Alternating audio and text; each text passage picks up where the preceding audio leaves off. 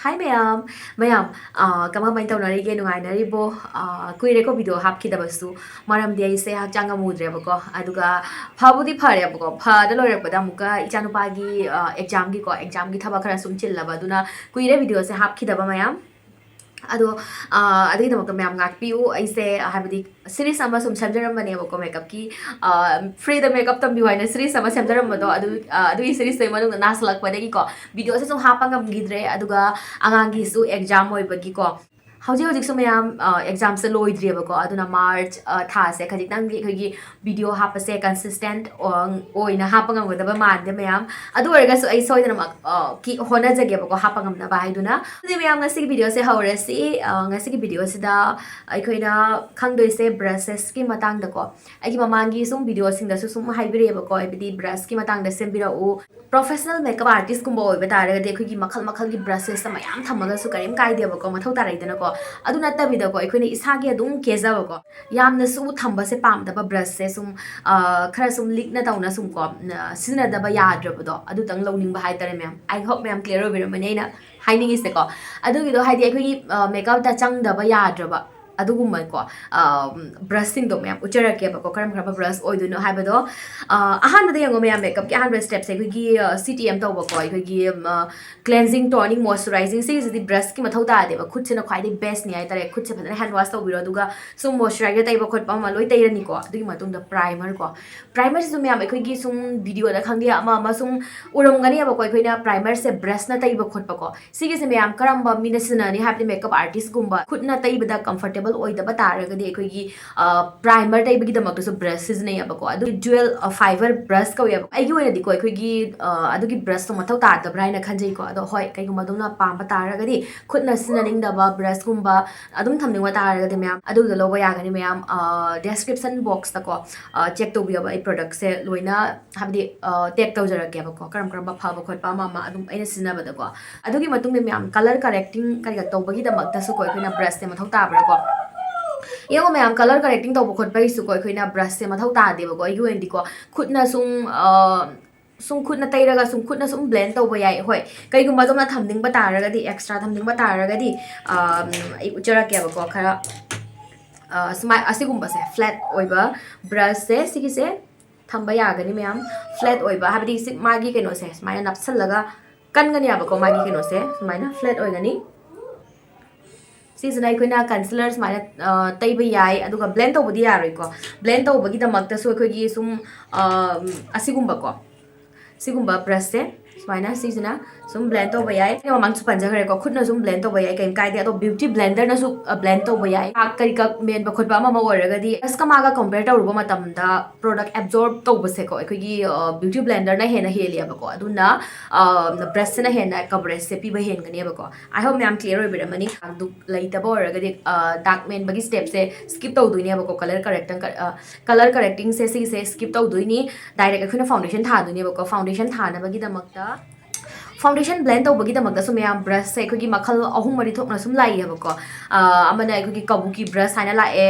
flat brush ꯂꯥꯛꯏ ꯈꯔ ꯑꯦꯡꯒꯨꯂꯔ ꯑꯣꯏꯕ ꯁꯦꯞꯇ ꯂꯥꯛꯏ ꯃꯥꯒꯤ ꯁꯥꯏꯖ ꯑꯗꯨꯗꯁꯨ ꯈꯖꯤꯛꯇꯪ ꯃꯤꯗꯤꯌꯝ ꯑꯣꯏꯕ ꯈꯔ ꯁꯨꯝ ꯆꯥꯎꯕ ꯈꯔ ꯁꯨꯝ ꯑꯄꯤꯛꯄ ꯑꯗꯨꯃꯥꯏꯅ ꯂꯥꯛꯑꯦꯕꯀꯣ ꯑꯗꯣꯝꯒꯤ ꯑꯄꯥꯝꯕꯒꯤ ꯃꯇꯨꯡ ꯏꯟꯅ ꯑꯃ ꯁꯨꯝ ꯊꯝꯕ ꯌꯥꯏ ꯀꯔꯤꯝ ꯀꯥꯏꯗꯦꯀꯣ ꯑꯩꯒꯤ ꯑꯣꯏꯅꯗꯤ ꯑꯁꯤꯒꯨꯝꯕꯁꯦ ꯐꯥꯎꯟꯗꯦꯁꯟ ꯕ꯭ꯔꯁ ꯑꯩꯈꯣꯏꯒꯤ ꯀꯕꯨꯀꯤ ꯐꯥꯎꯟꯗꯦꯁꯟ ꯕ꯭ꯔꯁꯁꯦ ꯁꯤꯁꯤꯅ ꯕ꯭ꯂꯦꯟ ꯇꯧꯕꯁꯦ ꯌꯥꯝꯅ ꯅꯨꯡꯉꯥꯏ ꯑꯁꯤꯒꯨꯝꯕ ꯊꯝꯕ ꯌꯥꯏꯀꯣ ꯑꯗꯨ ꯅꯠꯇꯕꯤꯗ ꯁꯤꯁꯤꯅ ꯌꯦꯡꯉꯣ ꯃꯌꯥꯝ ꯈꯖꯤꯛꯇꯪ ꯑꯩꯈꯣꯏꯒꯤ ꯁꯨꯃꯥꯏꯅ ꯃꯃꯥꯏꯁꯦ ꯐ꯭ꯂꯦꯠ ꯑꯣꯏꯌꯦꯕꯀோ ꯃꯃꯥꯏꯁꯦ ꯃꯥꯒꯤ ꯐ꯭ꯂꯦꯠ ꯑꯣꯏ ꯑꯗꯣ ꯁꯤꯁꯤꯅ ꯈꯖꯤꯛꯇꯪ ꯑꯩꯈꯣꯏꯒꯤ ꯔꯥꯎꯟ ꯑꯗꯨꯃꯥꯏꯅ ꯇꯧꯋꯦꯕꯀꯣ ꯁꯨꯃꯥꯏꯅ ꯇꯧꯕ ꯕ꯭ꯔꯁꯁꯦ ꯑꯗꯣ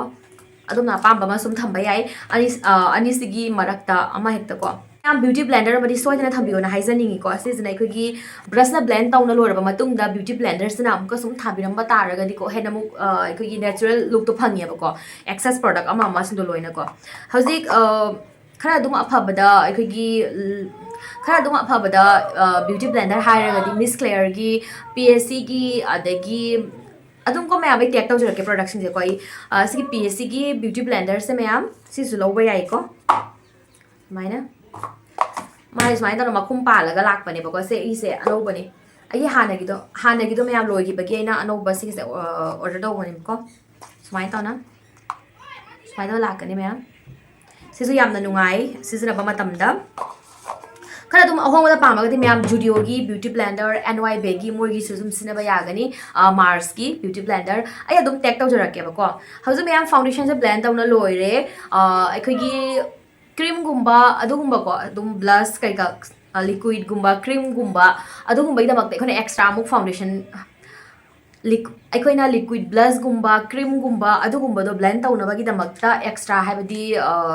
ब्रश लौबगी दरकार तादेबको अखोना फाउंडेशन ब्लेंड तौगिबा ब्रश तो अदुगिदुना अदुम अखोना अदुम तौबिबा याय अदुगी मतुंगदा मैम हौजिक पाउडर ब्रश को पाउडर ब्रश से येंगो मैम कॉम्पैक्ट लेबा मतमदको पाउडर ब्रश से येंगो मैम कईगुम्बा थमनिंगदबा तारगदी थम्बिगनो हाइबदी स्किप तो कयम कायदेबको हाइबदी कॉम्पैक्ट लेबा मतमदा पप दुम फंगकनेबको लूज पाउडर लेबा खंगदे कॉम्पैक्ट लेबा खंगदे पप दुम फंगकबदो अदुगिदुना दुम सेट तौबा याय हौजि मैम ब्लश कॉन्टोर अदुगुम्बदो तौनबगीदमक्ता ब्रश से मथौ तारकनेबको अखोगी राउंड सुमाइन तौना राउंड फ्लफी ब्रश असुमाइन से लाकनी अदु नत्तबिदा सुमाइन खजितंग मतोन से को मतोनमदा खजितंग सुमाइन तुमजनबसे सिगी करी शेप हाइदुना मैम खरा सुमाइन तब शेप से सुमाइन तब शेप से मैम सिदसु लाकनी अदुगा सुमाइन तौना राउंड पूरा ओइबको राउंड फ्लफी ब्लश ब्रश से को सुमाइन तबसु लाइएबको अनि सिदगी मैम अखोइना सिजे सिनबा तारगदी यंगने सिजे अखोगी खरा सुम मीडियम फ्लफी ब्लेंडिंग ब्रश ने सिजे मैम अदो सिजना अखोइना ब्लश तो मतमददी ब्लश से फतौना अप्लाई ओइगिनेबा बट कंट्रोल तो कोनतमददी सिजे यंगने खरा सुम फ्लफी ओइबनिना मागिसे कोइ चाइ खाइरगा अखोइना थानिंगबा जगह दो थाबा ngam मासे कहीं हाई चाउ चाउदनको अदुगा खरा सुम कनो ओइबनिना फनबनिना हाइतारे मैम अदुना तबिदा अखोइना असिगी ब्रश से लोबो तारगदी आइगी वीडियो यंगबा दुम ओरगदी खंगबिरमगनिबको आई असिगुम्बा ब्रश सना हेना याम सिनै हाइतारे अखोगी ब्लश थाबगीदमक्ता अदगी अखोगी कंटोर तौबगीदमक्ता माइ मचिन तुमबनको हाइदे अखोइना सुम थानिंगिबा जगह अदुदा फजना फिट ओइगेबको अदुना दुम नुंगाइबा अदुगा मैम अइना हुजिकता हाइद्रने ममांगदा अखोगी पाउडर सेट तौनबगीदमक्तासु एक्स्ट्रा लौबगी दरकार तारो याइना सिजना अखोइना सुम पाउडर दुम सेट तौबा याइको अइना हाइरिसे मैमदा यामना लिकना तौना सुम थमनिंगबा तारगदी अदुगीदमक्तनिको मैमदा अइना हाइरिसे ब्रश कया खक उठ्रे मैम ब्रश अनी खतंग ओरमगनिको याम थमनिंगदबो ओरगदी ब्रश से को याम लेनिंगदबो ओरगदी असिगुम ब्रश अमगा फाउंडेशन ब्रश अमगा अदगी आई मेकअप की ब्रश अमा अनि हाइदि ब्रश अहुम मरी थमगा सुम यारनेबको हौजिक ब्लश अदगी अखोगी कंटोर करिगा लोरेको हौजिक यामना इंपोर्टेंट ओरिसे अखोगी आई मेकअप की ब्रश से को आई शेडो ब्लेंड तौनबगी दमक्ता मैम ख्वाइदगी इंपोर्टेंट ओइबा ब्रश हाइरगदी अखोगी ब्लेंडिंग ब्रश से को ब्लेंडिंग ब्रश दसु मैम यंगो मखल मखल की शेप ता लाकनेबा हाइबदी खरा राउंड ब्लेंडिंग ब्रश अदुगा खजितंग सुमाइना फ्लैट ओइशनबा सुमाइना खजितंग मैम सुमाइना खजितंग फ्लैट ओइशनबा ब्रश सिजना कदाइदे सिनानि हाइबदे अखोइना सिगी क्रीज लाइन जे सिदा कलर तैरगा सुमाइना ब्लेंड तौरक मतमदा यामना नुंगाइबको मैम यंगोने क्रीज लाइन दे अखोइना सुमाइना कलर से सुमाइना सुमाइन तो फ्लैट ओइबा ब्रश सिना मैम कर्म हाइना ब्लेंड तौगनी अदुगी सु अखोगी कनो लै हाइतारे मोंग लै हाइतारे मैम सुमाइना सुमाइन तौना ब्लेंड तौगनी अदुगा राउंड ब्लेंडिंग ब्रश सिना अखोगी सुमाइना राउंड ओइना सु ब्लेंड तौबा याय अदुगा सुमाइना स्वाइप तौरगा सुम यारे अदो आइगी ओइनादि को अदोम से यामना थमनिंगदबा तारगदी असिगुम्बा फ्लफी ब्लेंडिंग ब्रश अमा थम्बिरो राउंड ओइबदा अमा थम्बिरो अदोगा सुम यारे को सिगिसे मैम यंगोस दसु साइज को अखोगी अचौबा मीडियम स्मॉल सुमाया लाकनेबको आइगी ओइनादि अदुमगे मिड की साइज की मतुंगिना अपाम मतुंगिना अदुम लौबिरो को आइगी ओइनादि मीडियम दा अदुम लौबियो हाइना हाइजनिंगी मीडियम सना नुंगाइबा हाइतारे अदुम सिनाबा मतमदा खजितंग बिगिनर ओइबा तारगसु को फ्लफी ब्लेंडिंग ब्रशिंग जना मैम अखोगी सिमर करिका लौबो मतमदि नुंगाइतेबको हाइबदी फजना सिमर से लाक्तबा अदुगा अखोगी सिमर से दे अखोगी आईलिड क्रीज लाइन मानुंग बौ तैनबा पोटनिनको मागी साइज से फिट ओइदबनिना अमदमना तैसनगनियाबा अदुगिदमक्ता अखोइना फ्लैट ओइशनबा सिगुम्बा ब्रश से अमा मथौ तारकनी मैम यंगोने सिगुम्बा फ्लैट ओइशनबा ब्रश से सुमाइन तौबसे अमा मथौ तारकनी सिजुको लाइनिंग द तारगदी को अखोगी खुदना दुम सुमाइना लौरगा सिमर लौरगा दुम तैबा याय अदो ब्रश से लौबा तारगदी कुना खजन फजन तौना यौरगा अखोइना तैबा ngमेबको